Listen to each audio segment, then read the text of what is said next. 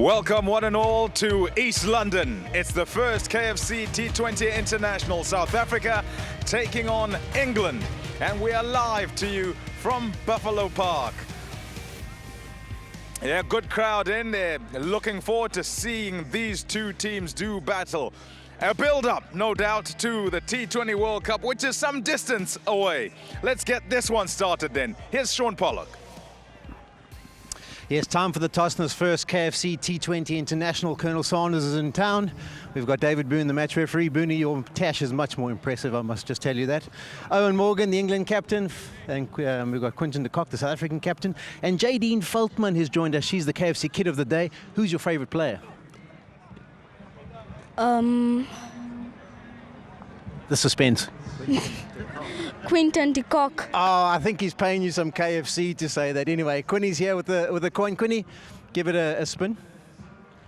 Heads is the call. And it comes up ahead. So England have won the toss. Owen, Jadine, can we just have an interview with him? You jump through, go to speak to Colonel. What have you decided to do? We're going to have a ball first. Reason being the wicket looks really good. There's a bit of a howling wind from left to right as the ground stands, and there's not a lot of data behind games that have been played here. So I suppose it irons out exactly what we have to do and chase later on, but equally we'll have to manage the dimensions and the wind and the wicket as the game goes on. But exciting time, the T20 Series for us. It gives a huge amount of context given the World Cup is just around the corner. We've our senior players come back into the sides, so looking forward to tonight and the next two games after this. Senior players coming back in, the big guns. What does that mean? Butler and I'm over the blank. Wood. Yeah, Butler, Wood, and Stokes comes back in, which is great. Our most experienced guys who have played all around the world and had some success. They've been the heartbeat of our team, particularly in 50-over cricket over the last 4 years. So having them back in is extremely valuable to us. Conditions will be pretty similar to what you'll experience in Australia as well. So this is vitally important to see what they can do. Yeah, I hope so. I've never played here before, so it'll just be a matter of adjusting to conditions as the game goes on and playing everything that's in front of you. It would be great if they were identical or with a bit of pace in it, but we'll just wait and see. And then how do you decide who bowls into the wind? Is there short straws drawn in the dressing room? No. I think it'll involve a lot with the matchups of the batsmen that come in, left-right-hand combinations, and how big a factor the wind is. We normally try and use it as an extra fielder most of the time, so if that's the case, it'll just be complete matchups. So unlucky to the guys that'll have to do it. Okay, well, have a good game. Play well. Quinny, you have to bat first. Is there a problem with that? How do you think the surface is going to play? I think it's going to be quite a good surface. I think it could be a little bit slow, but I think it's going to be good nonetheless. And yeah, obviously, runs on the board's always key, so don't mind batting first. Team changes. I hear the old man, Dale Steyn, might be back in the mix. Yeah, of course, the old man's back. It's good to have him back. He's been bowling really well of late, from Zanzibar to the Big Bear. So it's great to have him back in this environment, and he adds a lot of value. So it's just great to have him back with us. Okay, from a team perspective, what's going to be the opening combination, for example? Will Temba bat 3 or will he come to the top of the order? No, Temba's going to open up with me. I think me and him bat really well together, so we're going to have a crack at it up here, first up here. And then two all-rounders, Pretorius comes back into the mix as well? Yeah, obviously Dwayne, we all know the value of an all-rounder, so it's nice to have him back. Adds a lot on the field, bowling and batting, so it's nice to have him back, and hopefully he can have a good game today. And obviously keenly contested, the World Cup around the corner, an opportunity for guys to stand up and show their true value going forward.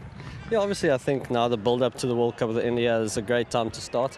So it'll be good to see some of the boys put up their hands and knock down the doors and make obviously selection very, very tough for us.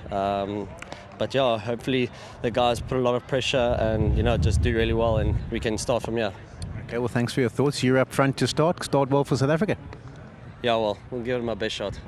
Thanks, Quinny. So the news from the middle is that England have won the toss. They've decided in this T20 match, pitch not going to change much. Have a ball first. Thank you very much, Shaun Pollock. It's good afternoon to David Lloyd as well as Makhaya and Ntini. South Africa are batting first, Makhaya, so take us through this team that they've selected.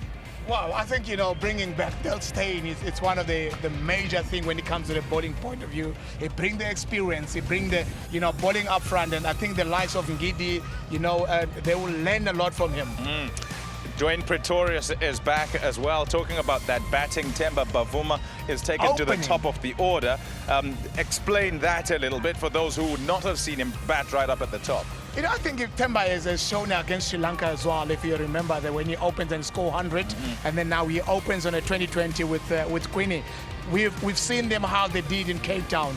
The partnership that they actually bring in, I think they have that much of a understanding of each other, being able to take the game forward very quickly because no one stopped anyone between the two of them. Yeah, one more player to talk about then. I guess not Dale Steyn, you said he's back and it's important. The spinner and the role that he might play here at Buffalo Park, your old ground. It's absolutely, for me, I think as well, the wicket is very slow. It's going to bring a lot of a 10. And then I've played in this ground as well. I know everything about it.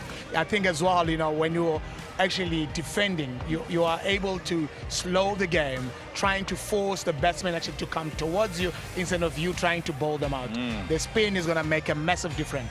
Okay, they've only gone with the one. I know that they've got John Don Smuts as well in that side. Now, look at the England side, Bumble, and Owen Morgan, they're talking about the road to the World Cup. Tell us about this side with these big guns that come back. Well, all teams are looking at that World Cup, and it's an all-powerful batting lineup, and there are a number of players who are itching to get into this side. David Milan is not selected today.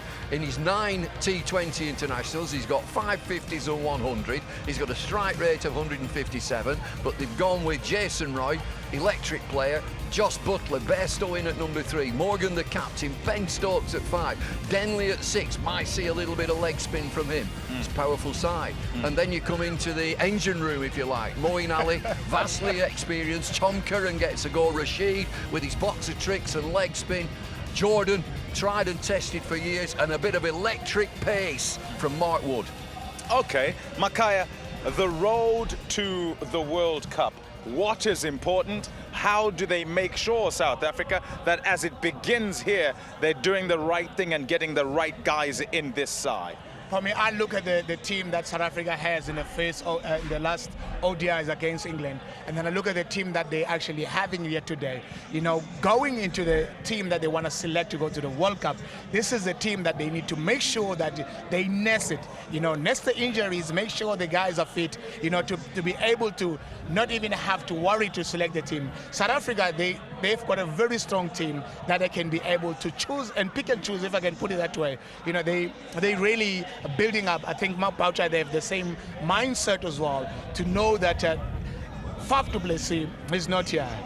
Rabada is not here. So he's got the two already. Nokia, I don't know if it's 2020s or not, but he's not here. Yes, if you can put it that way. And then we've got you know, a lot of players that to choose on. You've got the 3 up top that is already in their books, if I can put it that way. Now you need either 12 of these ones that they can choose from. And then South Africa, they can really put the teams under pressure. Yeah, I'll tell you another one who hasn't retired from 2020 internationals. It's AB de Villiers. Yes, I No, forgot that. not at all. I wasn't going to say AB de Villiers. You're bringing up another subject there. I was going to go forgot about that one. Imran Tahir is who I was Yes. going to talk about. There's another one to select from. Bumble, how far out? And perhaps you can reference the 50-over World Cup and England becoming champions and their road towards getting that right, because they did have the right squad as they wanted. How far out then do you go with your planning before you get to who you think your men are? Well, England in the past never used to plan at all. We never used to win anything. But now Morgan is the captain and he chooses the side. He's the leader of this. And England have planned perfectly for the one-day World Cup, which they won. They will plan perfectly for this. England's conundrum, in my opinion, is that Josh Buttler goes to the IPL, he opens the batting, and he's absolutely terrific. It may be that we've got so many opening batsmen in international cricket that his job is far better for England in international T20 at number 6 and finish it all off. That is something England's key will get the players in the right positions. Yeah, so better problem to have than one where there aren't enough people there, I guess. Yeah. See, Joe Root will want to get into this team. Joe Root's not here. Right. Tom Banton is the young kid who plays, for me, very similar to Kevin Peterson. He's not here. Geoffrey Archer is injured. He's not here. they've every chance of playing in a World Cup. Oh, strong sides, both these, as you look at them. Makhaya and Ntini, just off the bat here, who do you fancy? And I know you generally will go South Africa. As you look at these two sides, which do you think is the stronger and has the advantage here today? You know, I think from their point of view that South Africa is betting first. You know, they had to make sure that they pace themselves up. You know, we know that Quinton de Kock is a kind of a player that it gets so vulnerable. You want to see things going. You know, and then I think between the two of them, him and Bavuma, one of them needs to take the game on, and one of them needs to stay until the last 15.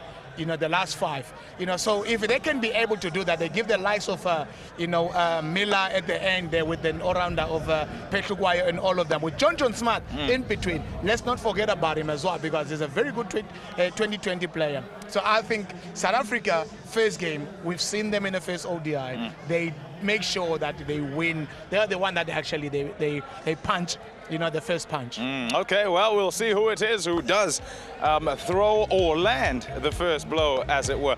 They're filling up. We expect that more and more will come in by the time it is 6 o'clock, not too far away. News is it's England who've won the toss and they've decided that they will field first. We're back in a bit for the action.